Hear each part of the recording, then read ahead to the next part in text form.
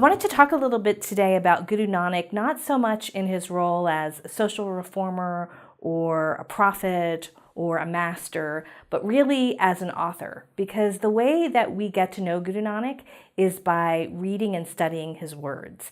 And even though he wrote 500 years ago, it's actually not as hard as we might imagine to access Gurbani and the meaning of Gurbani if we keep some basic ideas in mind. So I wanted to talk about Guru Nanak and the voice he has as a poet and a mystic. One of the most important things to know about Gurbani is that the voice, especially in the writings of all the gurus, but you see it, begin with Guru Nanak, is the voice of the inner being.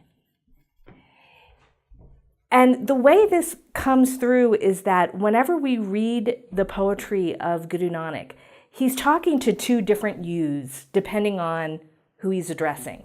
Sometimes the you he's addressing is his own mind, his own psyche, his own finite existence, right? Finite existence. Sometimes when he's speaking, he's talking to the unknown. He's talking to the macro verse, so to speak, what we might call God. But God is kind of a tough word because God, lots of people have pictures in their head when they hear God. And the irony of Gurbani is that there is no picture. That's the whole point. If you have a picture, you've limited God and you need to let go of the picture.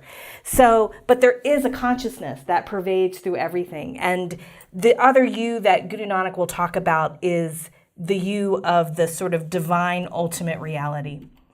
And so the position of the voice of the author of Guru Nanak is that he's coming from his heart.